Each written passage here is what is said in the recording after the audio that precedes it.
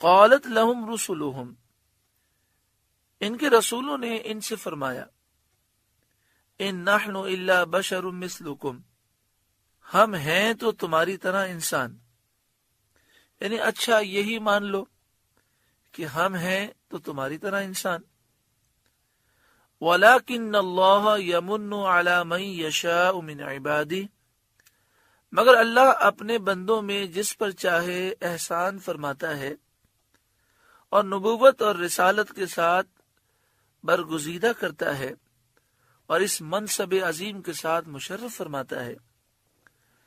وَمَا كَانَ لَنَا أَن نَأْتِيَكُمْ بِسُلْطَانٍ إِلَّا بِإِذْنِ اللَّهِ، اور ہمارا کام نہیں کہ ہم تمہارے پاس کچھ سند لے آئیں مگر اللہ کے حکم سے۔ ہم معجزات دکھاتے ہیں، دلیلیں قائم کرتے ہیں اللہ کے حکم سے۔ وَعَلَى اللَّهِ فَلْيَتَوَكَّلِ الْمُؤْمِنُونَ، اور مسلمانوں کو اللہ ہی پر بھروسہ چاہیے، یعنی مسلمانوں کو چاہیے کہ وہ اللہ ہی پر بھروسہ رکھیں، وہی دشمن کا شر اور فساد دور کرتا ہے اور وہی دشمن سے محفوظ رکھتا ہے۔ وَمَا لَنَا أَلَّا نَتَوَكَّلَ عَلَى اللَّهِ، اور ہمیں کیا ہوا کہ اللہ پر بھروسہ نہ کریں، یعنی ہم سے ایسا ہو ہی نہیں سکتا، کیونکہ ہم جانتے ہیں کہ جو کچھ اللہ تعالی نے تقدیر میں مقرر فرمایا ہے وہی ہوگا، ہمیں اس پر پورا بھروسہ اور کامل اعتماد ہے۔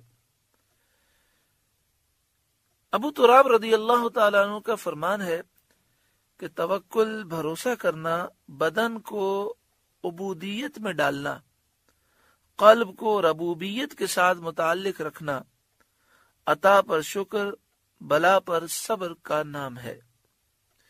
یعنی آپ فرماتے ہیں توکل کسے کہتے ہیں؟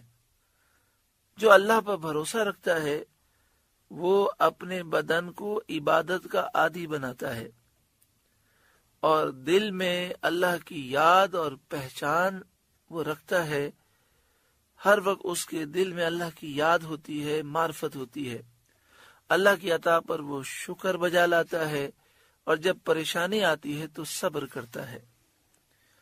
وَقَدْ هَدَانَا سُبُلَنَا، اللہ نے تو ہماری راہیں دکھا دیں، نجات کے طریقے ہم پر واضح فرما دیے، اور ہم جانتے ہیں کہ تمام امور اللہ کے قدرت اور اختیار میں ہیں۔ وَلَنَصْبِرَنَّ عَلَى مَا آذَيْتُمُونَا، اور تم جو ہمیں ستا رہے ہو ہم ضرور اس پر صبر کریں گے۔ وَعَلَى اللَّهِ فَلْيَتَوَكَّلِ الْمُتَوَكِّلُونَ، اور بھروسہ کرنے والوں کو اللہ ہی پر بھروسہ کرنا چاہیے۔ اللہ تعالی ہمیں بھی توکل کی نعمت سے مالا مال فرمائے۔ سورہ ابراہیم کا دوسرا رکوع مکمل ہوا۔